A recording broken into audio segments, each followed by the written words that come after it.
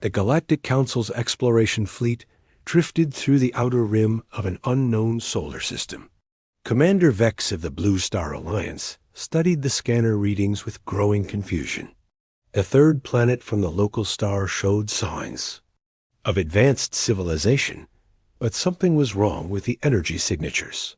"Sir, we're detecting massive metal structures in orbit," reported Navigator Cole. "They appear to be defensive platforms?" Vex leaned forward in his command chair. In 300 years of galactic exploration, they had never encountered a species that militarized space around their homeworld. Most civilizations barely managed to reach their own moons before the Council made contact. The fleet consisted of 12 ships representing different alien races: the crystalline Veltar, the gaseous Nixon, and the insectoid Hive. All were peaceful species who had joined the galactic community through diplomacy and trade. War was an ancient concept, forgotten by most civilized worlds.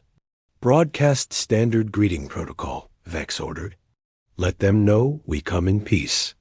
The message was sent in 17 different mathematical languages. They waited, Earth's response deep. Within NORAD, General Rick Stone watched the alien signals with grim satisfaction. Humanity had been preparing for this moment since the first radio telescope detected structured signals from space 50 years ago. "Sir, 12 unknown vessels holding position at the edge of our system," reported Major Lisa Park. "They're big, but their energy output suggests civilian vessels." Stone nodded. "Deploy the Titan." In the asteroid belt, hidden among chunks of rock and ice, something massive began to move. The UES Titan, humanity's first and only deep space warship, had been under construction for 20 years. It was built from salvaged asteroid metal and powered by fusion reactors that burned hotter than the sun.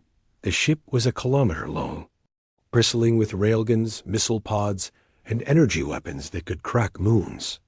Its armor was 3 meters of hardened steel and ceramic composite. Most importantly, it carried 2,000 of Earth's finest warriors, soldiers who had trained their entire lives for war. The Encounter Captain Tom Blake stood on the Titan's bridge, watching the alien fleet through the main viewer. His crew was tense but ready. Every human on board knew they represented their entire species. "Communications coming in, sir," announced Lieutenant Bob Wells. "They're using basic math to establish peaceful contact." Blake smiled grimly. "Send our response." The transmission was simple. A detailed scan of the Titan's weapon systems, shield strength, and crew complement. It was not a greeting. It was a warning. Alien confusion aboard the Council flagship. Chaos erupted as the human transmission was analyzed. Chief Scientist Mirith stared at the data with growing horror. "Commander, these readings must be wrong," she stammered. "No civilization builds weapons like this.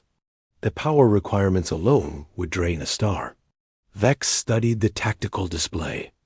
The human ship was smaller than their largest vessels, but the weapon signatures were off the charts. More disturbing were the biological readings. The ship carried thousands of what appeared to be professional soldiers. "What manner of species creates an entire cast of warriors?" whispered Navigator Cole Dot. "In the 300 years since the Galactic Council formed, they had encountered herbivores, peaceful traders, and contemplative monks. Never had they met a species that still practiced warfare. The message Captain Blake opened a communication channel. His face appeared on screens. Across the alien fleet, scarred from combat, eyes hard as steel, wearing the uniform of a warrior. "I am Captain Blake of the United Earthship Titan. You have entered human space. State your intentions." The aliens had expected to meet philosophers or scientists, perhaps merchants eager for galactic trade. Instead, they faced a man who looked like he could kill with his bare hands. Commander Vex struggled to respond. We come in peace. We represent the Galactic Council. We wish to welcome your species to the greater community." Blake's expression didn't change.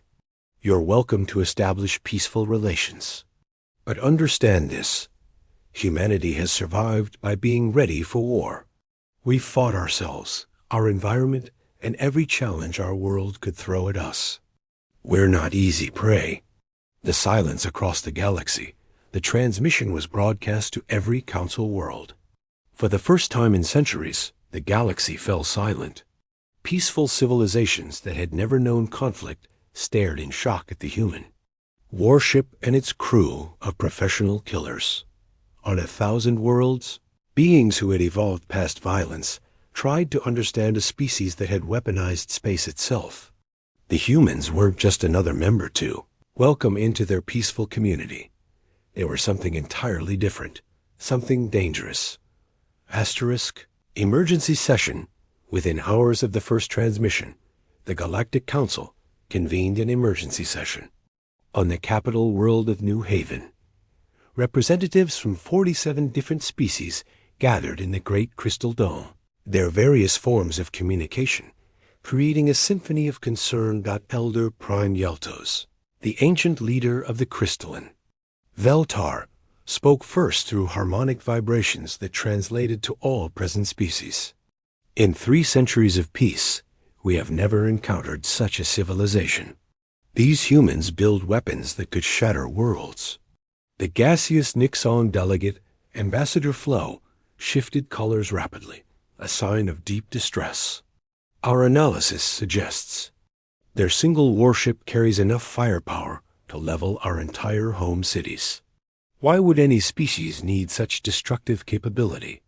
Dr. Zinka of the peaceful Morgon species projected holographic data into the center of the chamber. We've studied their transmissions. They call it military doctrine. They have entire institutions dedicated to the study of warfare. Their history is filled with conflicts. Earth's dark history. The Council's researchers work frantically to decode human communications from Earth. What they discovered chilled them to their core. Humanity's history was written in blood.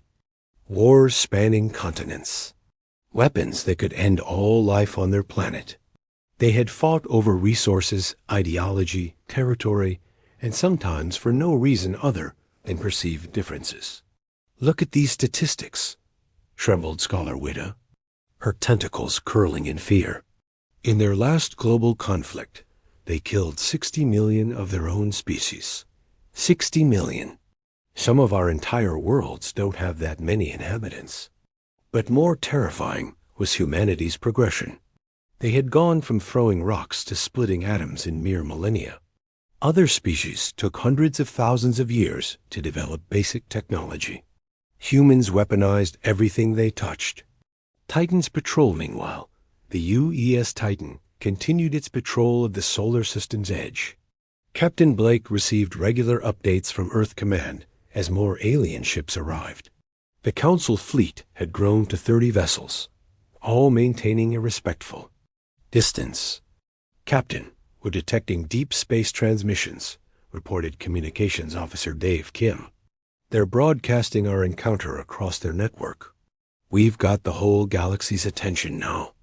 Blake nodded. This was expected. Humanity had always known that first contact would be a test. They had prepared for 3 scenarios: peaceful trade, hostile invasion, or something in between. The aliens seemed peaceful, but Blake trusted no one completely. Any sign of hostile movement? He asked Tactical Officer Anna Cruz. Negative, sir. If anything, they're backing further away. Some ships are maintaining position at twice our missile range. Fear spreads across the galaxy. The news spread like wildfire. The humans weren't just another primitive species to uplift. They were something unprecedented, a technological civilization that had never given up warfare. On the peaceful world of meditation, the monk-like Silround species held emergency prayer sessions. They had evolved past all forms of violence millennia ago. The concept of a warrior was literally incomprehensible to them. The trading hub of merchants. Cross saw panic selling as various species worried about the implications. If humans could build one warship, they could build thousands. What would that mean for galactic stability? They're not even in space yet, panicked Trader Gilms to his business partner. One ship, and look what it can do. What happens when they build a fleet? Human nature back on Earth. General Stone briefed the world's leaders via secure satellite link. Presidents, prime ministers, and military commanders from every nation listened as he explained the situation. The aliens seemed genuinely peaceful. Stone reported, but they're also genuinely terrified of us. Their entire civilization is built on the assumption that advanced species don't fight wars. President Johnson of the North American Union leaned forward. What's their technological level? Advanced, but focused entirely on peaceful applications. Their ships are explorers and traders. We could probably fight their entire fleet with just the Titan. The Chinese premier asked the crucial question. Are they a threat to Earth? Stone considered this carefully. No, sir, but we're apparently a threat to everyone else. The proposal in the council chambers, the debate raged for hours. Some species wanted to withdraw entirely and quarantine the human system. Others suggested attempting peaceful integration while maintaining extreme caution. Elder Prime Yeltos finally called for order. We cannot ignore them. They will eventually develop faster-than-light travel on their own. Better we establish relations now, while they're contained to one system. Ambassador Flo of the Nixon agreed, though his colors showed continued anxiety. But we must approach carefully. One wrong move could spark the first galactic war in 300 years. The decision was made. They would send a single diplomatic vessel to establish formal contact, but the entire council fleet would remain on standby, ready to flee if negotiations went wrong. For the first time in centuries, the galaxy prepared for the possibility of war, got the diplomatic mission ambassador Nelsa of the peaceful young Tai species. Volunteered for what many considered a suicide mission. Her ship, the Harmony, was unarmed and carried only a small diplomatic crew. It approached the human solar system, broadcasting continuous peaceful intentions. Nelsa studied the human response protocols as her ship drew closer to the massive warship. The humans had agreed to formal talks, but they insisted on conducting them aboard their own vessel. This violated every diplomatic norm the galaxy had established over centuries. Ambassador, called her aide Felix, are you certain about boarding? Their ship? Our analysis suggests their atmosphere contains toxins that most species consider poisonous. Nelsa checked her environmental suit one final time. Oxygen and nitrogen. Primitive, but manageable. What concerns me more is the psychological profile of their captain. The files made for disturbing reading. Captain Blake had spent 20 years in military service, including combat in 3 different conflicts. His psychological evaluation described him as professionally lethal, but surprisingly stable. For a species that had forgotten what combat meant, this was terrifying. Boarding the Titan, the docking procedure itself was intimidating. The human warship's bay doors opened to reveal a hangar large enough to hold Nelsa's entire ship. As the Harmony settled onto the deck, she could see human soldiers in full combat gear, armed guards at what was supposed to be a peaceful meeting. Captain Blake met her personally at the airlock. He wore a dress uniform, but Nelsa's enhanced. Senses could detect the weapons concealed beneath the formal clothing. Everything about him radiated controlled violence. Ambassador Nelsa, Blake said, his voice carefully modulated. Welcome aboard the U.E.'s Titan. I hope your journey was comfortable. Nelsa tried to project calm, though her species' natural empathic abilities were overwhelmed by the emotional intensity of the human crew. Thank you, Captain. Your ship is ... impressive. That was an understatement. The corridors were lined with battle damage patches from some unknown conflict. Armed humans stood at regular intervals. Even the walls seemed designed for war, thick, reinforced, covered with tactical displays showing weapon status and defensive positions. The conference room, the diplomatic meeting, took place in what the humans called a briefing room. Maps covered the walls showing stellar positions, trade routes, and what Nelsa realized with growing alarm were tactical assessments of every Council world's defenses. "You've been studying us," she observed, pointing to a detailed analysis of Veltar crystal technology. Blake nodded without embarrassment. "We study everything, Ambassador. It's how humans survive. We hope this information demonstrates our commitment to understanding our neighbors." Nelsa activated her translation device and began the formal greeting protocols. "The Galactic Council extends welcome to humanity and offers membership in our peaceful community. We have 47 member species who have prospered through cooperation and trade. And if we refuse?" Blake asked quietly. The question caught Nelsa off guard. In 300 years, no species had ever refused Council membership. That has never happened, Captain. Why would anyone choose isolation over prosperity?" Blake leaned back in his chair. "Because sometimes the price of membership is too high. What would the Council expect from humanity?" Terms and conditions. Nellis consulted her diplomatic files. The standard agreement was simple: share technology, open borders to trade, contribute to collective scientific advancement, and maintain peace. For most species, it was an easy choice. "We would expect humanity to decommission its military vessels," she began, then stopped as Blake's expression hardened. "The galaxy has moved beyond the need for weapons, Captain. Surely you can see the benefits of—" "No." Blake's voice was flat and final. "Humanity will never disarm." "But, Captain, there are no threats in Council space. We've maintained peace for 3 centuries. What could you possibly need weapons for?" Blake stood and walked to a tactical display showing the galaxy. "Ambassador, your Council controls this entire region of space. 47 species, thousands of worlds, all united under one government. What happens when you encounter another power that doesn't want to join? What happens when resources become scarce?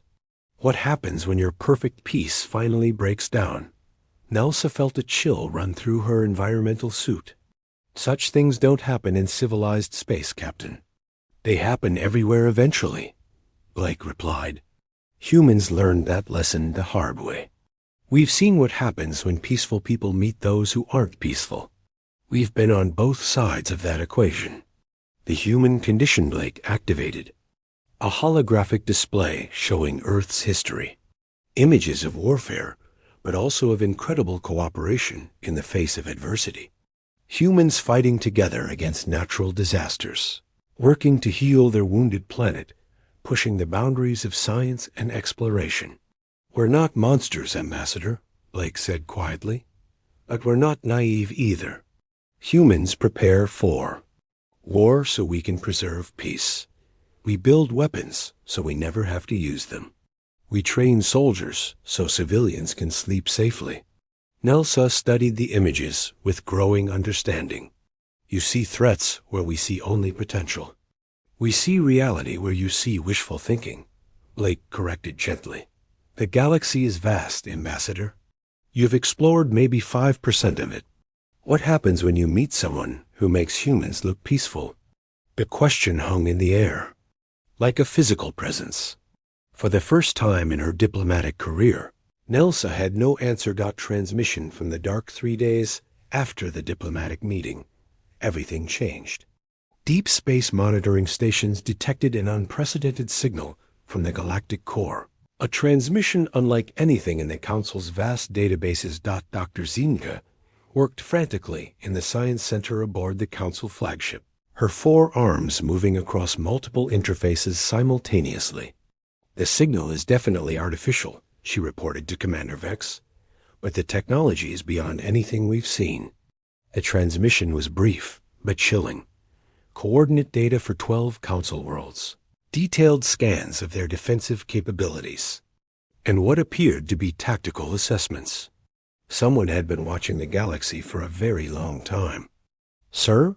called Navigator Cole, his voice tight with fear. "We're detecting massive energy signatures moving toward the outer rim. Multiple contacts, heading for the human system." The swarm arrives. Captain Blake received the warning from the Council. Fleet moments before his own sensors detected the approaching threat. A tactical display lit up with hostile contacts. Dozens of ships unlike anything in human or Council databases. "Analysis, Commander Cruz," Blake demanded. "Unknown configuration, sir. Energy signatures suggest heavy weapons and military grade. Shielding. They're moving in perfect formation. Definitely hostile intent." Blake studied the approaching fleet. The ships were dark, angular, and radiated menace. Where human vessels were built for function and Council ships for peaceful exploration, these craft were clearly designed for one purpose: war. "Communications. Patch me through to the Council flagship." Unlikely Alliance Commander Vex appeared. On the main screen, his reptilian features tight with worry. "Captain Blake, our long-range scanners show 43 unknown vessels approaching your position. We believe they may be hostile." "Confirmed," Blake replied grimly. "My tactical officer counts 45. They'll be in weapons range in 6 hours. Captain, the Council fleet will withdraw to a safe distance." This appears to be a first contact situation that has gone wrong. Blake's expression hardened. "Commander, those ships aren't here for first contact. They're here for conquest. If you retreat now, they'll follow you back to Council space." The bridge fell silent as the implications sank in. These unknown attackers had tracked the Council fleet to the human system. Retreat would only lead them to inhabited worlds, filled with billions of peaceful beings who had no defenses. "What do you suggest, Captain?" Vex asked reluctantly. "We fight them here, together." Preparation for battle. Ambassador Nelsa, still aboard the Titan, watched in amazement as the human crew prepared for combat. Every movement was precise, practiced, deadly. These beings had spent their entire evolution preparing for moments like this. "Captain," she said quietly, "my people don't know how to fight. We have no weapons, no training, no experience with violence." Blake nodded, his attention focused on tactical displays. "Then you'll learn quickly, or you'll die slowly. Those ships out there aren't coming to talk." The Council fleet consisted of exploration and science vessels. Their shields were designed for asteroid impacts and cosmic radiation, not military weapons. Their hulls were built for efficiency and comfort, not battle damage. Commander Vex's voice carried new respect. "Captain, you cannot fight 45 ships alone." Blake's smile was sharp and cold. "Commander, you're about to learn something important about humanity. We don't fight alone. We fight for each other." The human captain turned to his crew. "All stations report ready, sir. Then let's show them what humans do to bullies." The first shots of the galaxy's first war in 300 years lit up the darkness of space. Battle in the void. The space around Earth erupted in violence as the U.S. Titan engaged the machine fleet. Captain Blake's ship moved like a living thing, its weapon systems firing in perfect coordination, while its shields absorbed devastating counterattacks. "Direct hit on Target 7, reported Commander Cruz. "Their port weapons array is offline. But for every machine ship the Titan damaged, 2 more closed in." The artificial intelligence commanding the enemy fleet calculated optimal attack patterns with ruthless efficiency, concentrating fire on the human warship's most vulnerable points. Ambassador Nelsa watched from the bridge in stunned fascination. As humans fought with a coordination that seemed almost telepathic, each crew member anticipated the other's needs, working together like parts of a single organism designed for war. "Captain, hull breach on Deck 12, called damage control. Seal. It can reroute power through secondary systems. Blake ordered without taking his eyes off the tactical display. Fire control. Concentrate plasma cannons on the lead ship's central processor core. Council ships under fire. The machine fleet quickly identified the Council vessels as easier targets. 5 automated warships broke off from the main attack and moved toward the peaceful exploration ships. Commander Vex watched helplessly as weapons fire lanced toward his vessel. All ships evasive maneuvers. But his crew had no experience with combat flight patterns. The first Council ship, a beautiful, crystalline science vessel from the Veltar homeworld, exploded in a shower of brilliant fragments. 300 peaceful researchers died in an instant. "Return fire," Vex ordered desperately. "Sir, we don't have weapons." Navigator Cole replied. That was the moment the galaxy's peaceful species realized their fatal mistake. In 3 centuries of peace, they had forgotten that the universe was not inherently safe. Human sacrifice. Captain Blake saw the Council ships under attack and made an instant decision. All stop. Full reverse thrust. Bring us between the enemy and the Council fleet. "Sir, that will expose our ventral hull to the main attack force," Cruz warned. "Do it anyway." The Titan swung around, placing itself directly in the path of enemy. Fire meant for the Council ships. The human warship's armor held, but barely. Damage reports flooded the bridge as the ship absorbed. Punishment meant for 5 different targets. Nelsa watched in amazement as humans willingly sacrificed themselves for beings they had met only days before. "Captain, why are you protecting?" "You? We're not your people." Blake fired manually as his weapons officer fell wounded. "Ambassador, this is what humans do. We protect those who can't protect themselves." The tide turns. The battle seemed hopeless until something unexpected happened.